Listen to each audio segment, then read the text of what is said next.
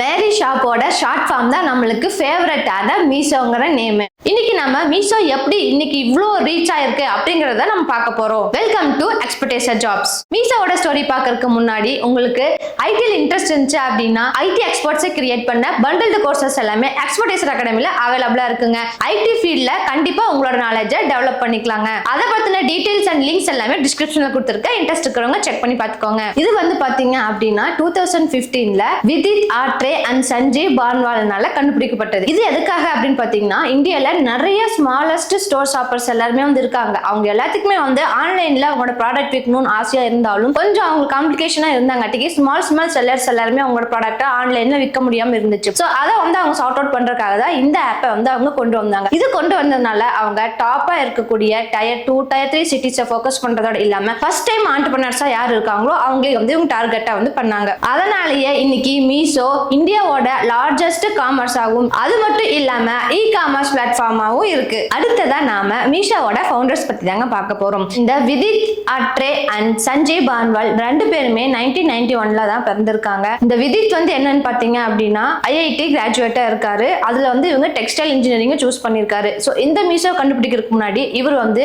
ITC limited and இன்மொபைல வந்து work பண்ணிருக்காரு. அதே சஞ்சீவ் எடுத்துட்டீங்க அப்படின்னா அவர் வந்து கம்ப்யூட்டர் சயின்ஸ் தான் மேஜரா எடுத்திருக்காரு. இவருமே வந்து ஐஐடி கிராஜுவேட் தாங்க. சோ ரெண்டு பேருக்கு என்ன லிங்க் அப்படின்னு பாத்தீங்க அப்படின்னா ரெண்டு பேருமே ஒரே ரூம்மேட்ஸ் தாங்க. அவங்க ரெண்டு பேருக்குள்ள ஒரே ஒற்றுமை என்னன்னு பாத்தீங்க அப்படின்னா நம்மளோட இந்த பாரத நாட்டுக்காக ஏதோ ஒரு ப்ராடக்ட்டை நம்ம கண்டிப்பா பில்ட் பண்ணணும் அப்படின்னு சொல்லி சொல்றாங்க. அவங்களோட ஃபோக்கஸா எதை பார்த்தாங்க அப்படின்னா இந்த மாதிரி untapped middle class and rural மார்க்கெட்ஸை வந்து ஃபோக்கஸ் பண்ணி அதையுமே வந்து முன்னேற்றம் இல்லாம இருக்கிற நிலையிலிருந்து முன்னேற்றம் அடையணும், அவங்களும் ஒரு வளர்ச்சி பாதை நோக்கி போகணும் அப்படிங்கிற ஒரு கான்செப்டாக தான் இந்த மீஷோவை கண்டுபிடிச்சாங்க. The problem they identified. அவங்க ரெண்டு பேரும் சேர்ந்து ஒரு ப்ராப்ளத்தை வந்து கண்டுபிடிச்சிருக்காங்க. என்னன்னு பாத்தீங்கன்னா 2015ல இந்தியால நிறைய வந்து பாத்தீங்க அப்படின்னா சின்ன சின்ன கடை வச்சிருக்கிறவங்க இருந்தாங்க, ரீசெல்லர்ஸ் இருந்தாங்க. அது மட்டும் இல்லாம ஹோம் மேக்கர்ஸ் எல்லாருமே வந்து செவரலான ப்ராப்ளம்ஸ் வந்து ஃபேஸ் பண்ணாங்க.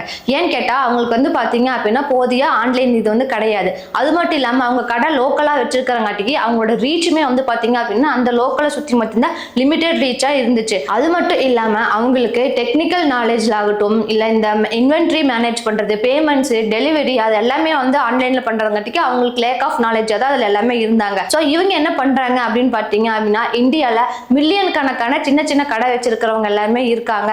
ஆனா அவங்களுக்கு ஹெல்ப் பண்ற மாதிரி ஈஸியான பிளாட்ஃபார்ம், அதாவது எந்த ஹெவி இன்வெஸ்ட்மெண்ட்டும் போடாம அவங்களோட ப்ராடக்ட் ஆன்லைன்ல செல் பண்ற மாதிரி ஈஸியான பிளாட்ஃபார்ம் எதுவும் இல்லை அப்படிங்கறத இவங்க கண்டுபிடிச்சிருக்காங்க. ஸோ இதுதான் இந்த மீஷோ கண்டுபிடிக்கிறதுக்கான ஃபர்ஸ்ட் ரீசனே. இப்போதான் மீஷோவோட பர்த் ஸ்டோரியை பார்க்க போறாங்க. இவங்க மீஷோவை இன்வென்ட் பண்றதுக்கு முன்னாடி 2050ல ஃபாஸ்ட்னியர் அப்படிங்கிற ஒரு hyper local fashion discovery app தான் அவங்க ஃபர்ஸ்ட் இன்வென்ட் பண்ணிருக்காங்க. இதுல கஸ்டமர் என்ன பண்ணும் அப்படின்னா ப்ரௌஸ் பண்ணி பக்கத்துல இருக்கிற கடையில ஆர்டர் வந்து பிளேஸ் பண்ற மாதிரி இருந்துச்சு. இந்த ஐடியா வந்து அவங்க எக்ஸ்பெக்ட் பண்ண அளவுக்கு பெருசா ரீச் ஆகல, ஃபெயிலியர் ஆயிடுச்சுங்க. இதுக்கு எதனால ஃபெயிலியர் ஆச்சு அப்படின்னு பாத்தீங்கன்னா கஸ்டமர்ஸ் யாருமே வந்து டைரக்டா கடைக்கு போய் விசிட் பண்ணி ப்ராடக்ட்டை வாங்குறதுக்கு விருப்பப்படாம ஆன்லைன்லயே எல்லா வேலையும் முடிச்சுக்கணுங்கிற மாதிரி மைண்ட் செட்டுக்கு வந்துட்டாங்க. அதே மாதிரி தான் செல்லர்ஸ் எந்த ஒரு பிசிக்கல் ஆக்டிவிட்டியுமே, அதாவது எந்த ஒரு பிசிக்கல் விசிட்ஸுமே இல்லாம அவங்களோட ஓன் ப்ராடக்ட் எல்லாத்தையுமே ஆன்லைன்லயே செல் பண்ணுங்கிற மைண்ட் செட்டுக்கு தான் அவங்க கஸ்டமர்ஸ் இருக்காங்க. ஸோ செல்லர்ஸும் இருக்காங்க. இப்போதான் மீஷோவோட பிவட் மூமெண்டே ஸ்டார்ட் ஆகுதுன்னு சொல்லாங்க. ஸோ 2015ல ஃபேஷனியான்னு இன்வென்ட் பண்ண ஆப்பை 2016ல மீஷோன்னு சொல்லிட்டு மாத்திடுறாங்க. இதுல என்ன பண்ணிருக்காங்கன்னு பார்த்தா ட்ரெடிஷனல் மெத்தடான வெப்சைட் மெத்தட் வந்து அவங்களுக்கு ஒர்க் அவுட் ஆகல. அதனாலே அவங்க என்ன பண்றாங்க அப்படின்னா செல்லர்ஸ் எல்லாருமே, செல்லர்ஸ் ஆகட்டும் ரீசெல்லர்ஸ் ஆகட்டும் எல்லாருமே என்ன பண்றாங்க அப்படின்னா ஆன்லைன்ல, அதாவது நாம் யூஸ் பண்ணிட்டு இருக்கிற ரெகுலர் ஆப்ஸ்ல, வாட்ஸ்அப்ல, ஃபேஸ்புக்ல, இன்ஸ்டாகிராம்ல அதன் மூலமா வந்து அவங்களோட ப்ராடக்ட்ஸை செல் பண்ணலாம் அப்படிங்கறத வந்து கொண்டு வராங்க. சரி, இப்போ மீஷோ எப்படி ஒர்க் ஆகுது அப்படிங்கறத பார்க்கலாம். இந்த மீஷோவோட ஒர்க்கிங் மாடலே வந்து பாத்தீங்கன்னா ரீசெல்லர் பேஸ்டு கான்செப்ட் தாங்க. நம்மளுக்கு மேக்ஸிமம் ரீசெல்லர்ஸ்னா வந்து பாத்தீங்கன்னா ஹோம் மேக்கர்ஸ் அப்படி இல்லைன்னா ஸ்டூடெண்ட்ஸ் அவங்க தான் இருக்காங்க. ஸோ அவங்க என்ன பண்றாங்கன்னா மீஷோ கேட்டலாக்ல இருந்து ப்ராடக்ட்டை செலக்ட் பண்ணிக்கிறாங்க. அதோட போஸ்ட், அந்த மாதிரி டிஸ்கிரிப்ஷன் அது எல்லாத்தையும் அவங்களோட வாட்ஸ்அப், ஃபேஸ்புக், இன்ஸ்டாகிராம்லயும் தொடர்ந்து போட்டே வந்துட்டு இருக்காங்க. ஸோ கஸ்டமர்ஸ் வந்து அந்த சார்ட்டை பார்த்தாங்க அப்படின்னா அவங்க வந்து பை பண்ணிடுறாங்க. ஸோ இதுல மீஷோவோட வேலை என்னன்னு பாத்தீங்க அப்படின்னா ப்ராடக்ட் சோர்ஸ் பண்றது, பேக்கேஜ், டெலிவரி, பேமெண்ட் இது எல்லாத்தையும் ஹேண்டில் பண்றது மீஷோவோட வேலைங்க. இந்த மாதிரி ஒவ்வொரு சேலுக்கு அப்புறமேலும் ஒரு மார்ஜின் மார்ஜின் வந்து இந்த ரீசெல்லர்ஸ் எல்லாத்துக்கும் கிடைக்குதுங்க. இதுல என்ன ஒரு அட்ராக்டிவான விஷயம்னு சொல்லி பாத்தீங்க அப்படின்னா ஜீரோ இன்வெஸ்ட்மெண்ட் கான்செப்ட் தாங்க. இப்போ நிறைய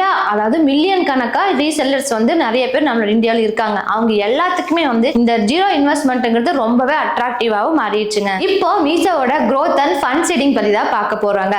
ஸோ மீஷோக்கு கை கொடுக்கிற விதமா 2 கம்பெனி வந்து ஃபண்ட் இன்வெஸ்ட் பண்றாங்க. என்னென்ன கம்பெனின்னு பாத்தீங்க அப்படின்னா Indian Angel Network and Venture Highway. இவங்க 2 பேரும் 3 crore வந்து அதுல இன்வெஸ்ட்மெண்ட் பண்றாங்க. இதனால மீஷோ நல்லா ஸ்ட்ராங் பிளாட்ஃபார்மா மாறதுக்கு வாய்ப்பா இருந்துச்சுங்க. 2017ல SEIFங்கிற கம்பெனி $3 மில்லியன் வந்து மறுபடியும் மீஷோல இன்வெஸ்ட் பண்ணிருக்காங்க. இப்படி போக போக வளர்ச்சி ரொம்ப அதிகமாயிட்டே இருக்கு. 2019ல Facebook $25 மில்லியன் இதுல இன்வெஸ்ட் பண்றாங்க.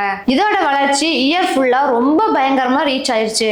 அது போக இன்னொரு ரீசன் கண்டிப்பா அவங்க கோவிட்க்கு தான் தேங்க்யூ சொல்லணும். ஏன்னா எல்லாமே வந்து நம்மளுக்கு பிளாக் பண்ணிடுவாங்க, வேற வழியே இல்ல. அதனால சின்ன சின்ன கடைக்காரங்க எல்லாருமே என்ன பண்றாங்கன்னா ஆன்லைனுக்கு ஷிஃப்ட் ஆயிட்டாங்க. சோ இந்த மாதிரி ஆன்லைனுக்கு ஷிஃப்ட் ஆகும்போது நம்மளுக்கு மீஷோவோட இது இன்னுமே வந்து ஒரு வளர்ச்சி ஹெச்சாவே ஒரு படிப்பை பார்த்துச்சுன்னே சொல்லலாம். இந்த மாதிரி ஹோம் மேக்கர்ஸ் ஸ்டூடெண்ட்ஸ் அது எல்லாத்தையுமே என்ன பண்றாங்க அப்படின்னா ஆன்லைன்ல ரீசெல்லர்ஸ்ல ஜாயின் பண்ணிட்டு அதுல இருந்து அவங்க மணி வந்து earn பண்ண ஸ்டார்ட் பண்ணிட்டாங்க.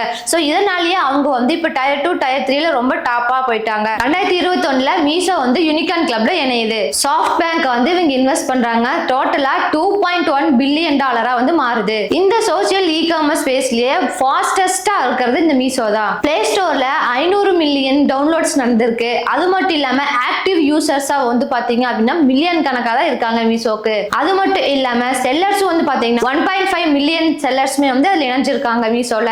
அப்போ என்னங்க நெக்ஸ்ட் எல்லாத்துக்கும் காம்படிட்டரா மாறுறதா அமேசான், பிளிப்கார்ட், ஸ்னாப்டீல் எல்லாத்துலயுமே வந்து என்ன பண்றாங்கன்னா மீஷோ ஒரு பயங்கரமான காம்படிட்டரா மாறியாச்சு. மீஷோவோட சக்சஸ்க்கு என்ன காரணம்னு பாத்தீங்கன்னா Tier 2 Tier 3ல இருக்கிற கஸ்டமர்ஸ் மட்டும் தான் அவங்க வந்து ஃபோக்கஸ் பண்ணாங்க. இதுல இருந்து என்ன தெரியுதுன்னு பாத்தீங்க அப்படின்னா அவங்க ஃபர்ஸ்டா வந்து ஃபாஸ்ட்னர் அப்படிங்கிற ஆப் தான் இன்வெர்ட் பண்ணாங்க. சோ அது ஃபெயிலியர் ஆயிடுச்சு அப்படின்ட்டு அதோட விட்டுறாம சரி அதுல இருந்து அடுத்தது ஏன் ஃபெயிலியர் ஆச்சுங்கிறத கண்டுபிடிச்சு அந்த ஃபேஷனர்ல இருந்து மீஷோன்னு மாத்தி அதுக்கப்புறமே புதுசா இன்வென்ஷன் எல்லாமே மீஷோல வந்து கொடுத்துட்டே இருந்து யூசர் எல்லாத்துக்குமே வந்து ரொம்ப அட்ராக்டிவா மாறிடுச்சு. சோ இந்த மாதிரி ஒரு தோல்வி வந்தோடனே நம்ம துவண்டு போகாம அதுல இருந்து மீண்டு எழுந்து நம்ம என்ன தப்பு பண்ணணும், இதுல என்ன நம்ம புதுசா கொண்டு வரணும், எப்படி மக்களுக்கு வந்து ஒரு அட்ராக்டிவ் யூசர்ஸா வந்து இதை கொண்டு வந்து மாத்துறது அப்படிங்கறத அவங்க கைவிடாம தொடர்ந்து அவங்க முயற்சியை வந்து போட்டுட்டே இருந்தாங்க.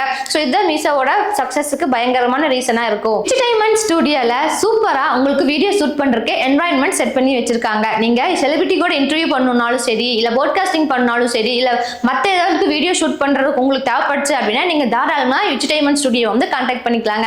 சோ என்டர்டைன்மெண்ட் ஸ்டுடியோ பத்தின டீடைல்ஸோ அதோட லிங்க்கும் நான் டிஸ்கிரிப்ஷன்ல கொடுத்துருக்கேங்க. இன்ட்ரெஸ்ட் இருந்துச்சுன்னா அதிகமா செக் பண்ணி பார்த்துக்கோங்க. இந்த வீடியோ பிடிச்சிருந்துச்சு அப்படின்னா லைக் பண்ணிக்கோங்க. இதே மாதிரி தொடர்ந்து சூப்பரான மோட்டிவேஷனல் சக்சஸ்ஃபுல் ஸ்டோரிஸ் எல்லாமே உங்களுக்கு வந்துட்டே இருக்கணும்னு நினைச்சீங்கன்னா மறக்காம நம்ம சேனலை சப்ஸ்கிரைப் பண்ணி வச்சுக்கோங்க. தேங்க்யூ ஃபார் வாட்சிங்.